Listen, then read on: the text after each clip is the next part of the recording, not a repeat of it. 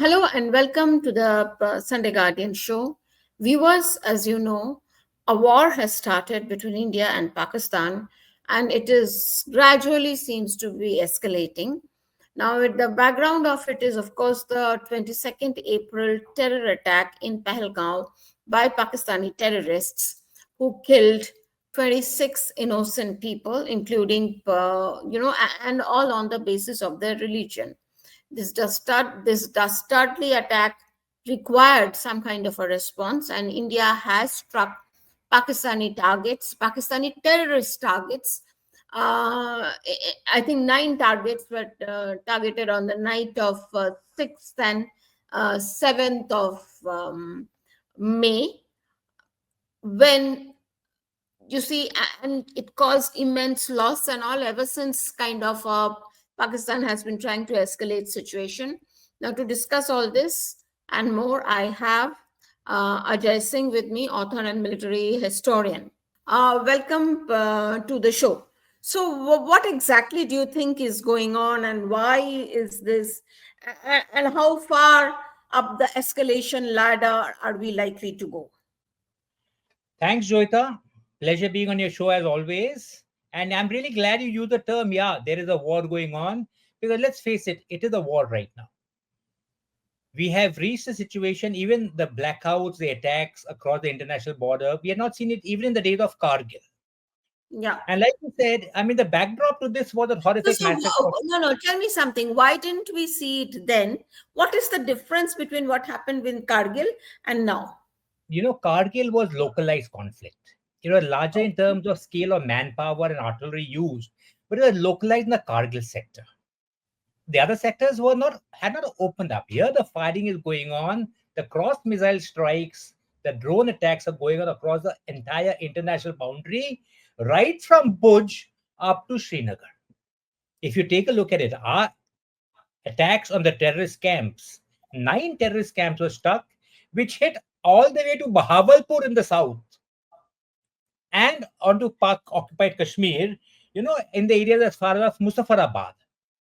The Pakistani retaliatory strike, which came the early morning of yesterday, 8th, they engaged targets right from Bhuj to Srinagar.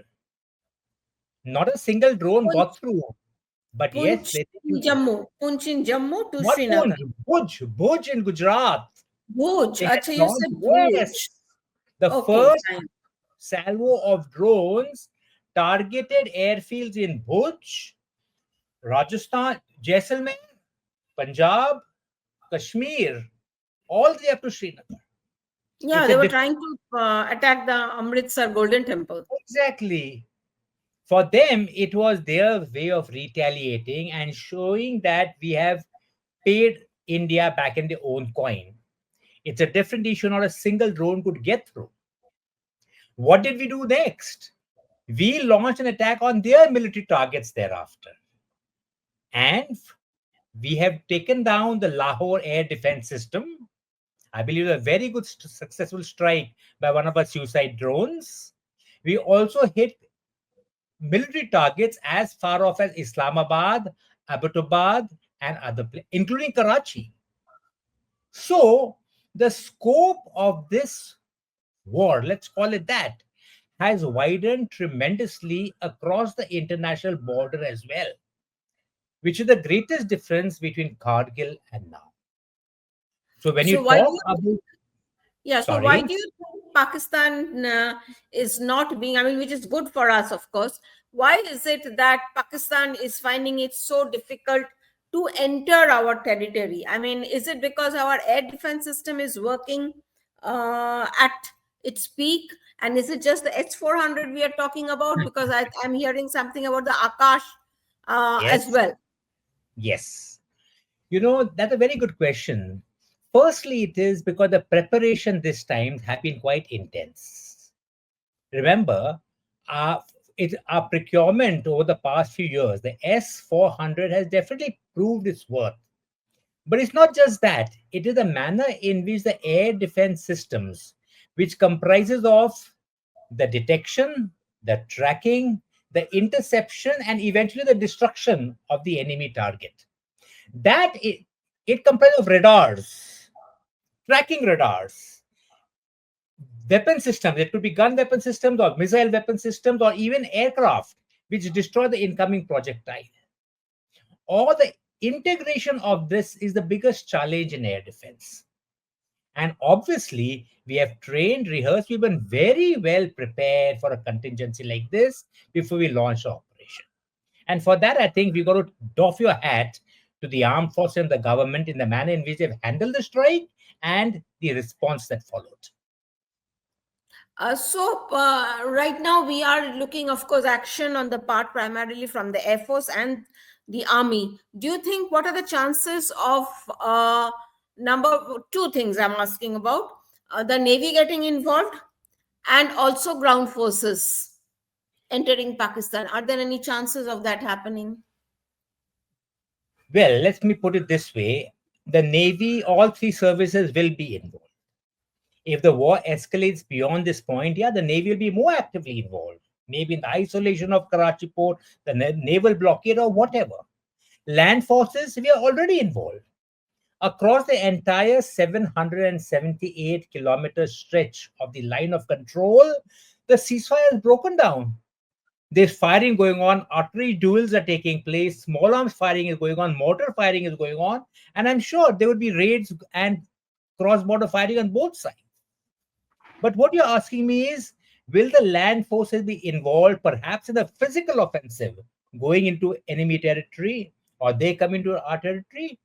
Depending on what our leaders have in mind of what are the war games they want to set out, yeah, our forces are in position, not just along the LOC, but along the international boundary as well. How they are, I would put it this way, we are very well prepared for every contingency. But the contingency, which is eventually determined, rests with the government and the armed forces themselves. But there is a likelihood, yes. The thing is that you see something that we do not talk about, but there is always the dread at the back of our mind about this war eventually going nuclear. What are the Correct. possibilities? I mean, God forbid, that's all I can say. Yes. You know, if you climb up the escalatory ladder, we will follow a particular set of sequencing. Let me put it this way to you. One, of course, would be the missile and drone attacks, Mhm. artillery duels, raids on each other's territory, maybe limited ground action, perhaps a limited war going into enemy territory, perhaps all out war, engaging all the resources of the state, which finally would reach the final stage of escalation, which could be a nuclear strike or a nuclear exchange. At this point of time, I would say it is unlikely, extremely unlikely, but the danger lies in the fact that we are dealing with an irrational adversary who has very little to lose. So, that irrationality of his response, in a way, it's something he has been banking upon for many decades as well. All logic, all conventional common sense says they will not use it because one thing that has been proved to them is the response from the Indian side now for what you do is going to be punitive. We will impose costs upon you for your action which are far more horrendous than you ever thought about. So, that I'm sure would be the back of their minds that should they initiate a nuclear misadventure, the consequences for that will be far more drastic. I will put it this way, it is highly unlikely at the moment. But in military terminology, in military parlance, you never say never. They have these facilities, and an irrational adversary in an extremely crunch situation could resort to an irrational measure. Now there is some talk about Pakistan not being well prepared and Pakistan lacking ammunition and all. Is that a fact? Well, as a military man, one thing you should know is never ever underestimate your adversary. Never make that mistake. But as a military man, also taking an objective view of the situation, I look at it this way. The Pakistani army is a strong, motivated, capable, well trained, well armed, well funded army. At this point of time, it has been heavily stretched in Balochistan and Waziristan. Its economy is, as we all know, in the doldrums. Even today, as we are talking, the Pakistani delegates are standing with a begging bowl in their hand, requesting for a 1.3 billion bailout from the IMF. Yeah. So obviously, they've not had the time to make any new procurements or purchases. One also knows that some of the ammunition stocks were diverted towards Ukraine, Russia to help make up their reserves. They were so cash strapped at that point of time. And all these shortcomings will definitely pinch the country. Now, there is a paradox to it. Even though Pakistan is economically in the shambles, it has not prevented the army from getting what they want. In the interim budget that was passed just last week, the parliament voted to give a 18% increase to the defense budget. So the army may be cash strapped. They may be short of resources, but they will still manage to scrounge and pull up enough funds and reserves to be ensure that they are not taken lightly, and nor should we take them lightly. Yeah, what are the chances of China coming to Pakistan's rescue, or Turkey? We are already being told they're supplying certain equipment, material Yes. to Pakistan. Yes. See, Turkey has given Pakistan moral and material aid repeatedly. Even now, we know there was a shipload of equipment, basically drones and other items, which have reached Pakistan. They've supported them diplomatically, politically, everywhere. China has also done the same, but China has got a far greater investment in Pakistan. It has got its $64 billion CPEC, which hinges on Pakistan being stable.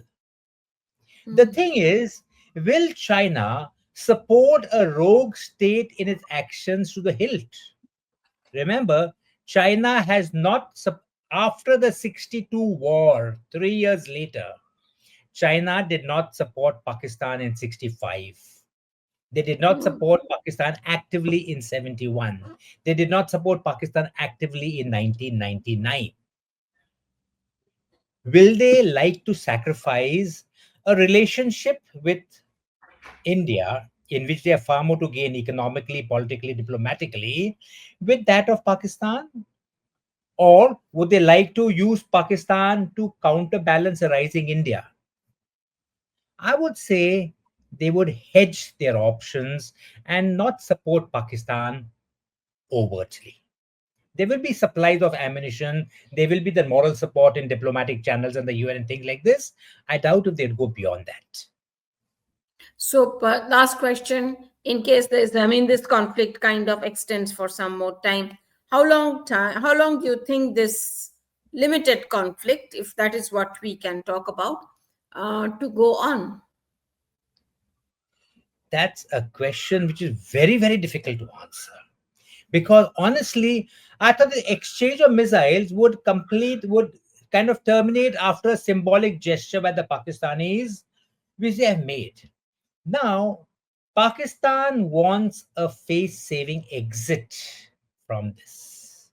The generals need to project a victory.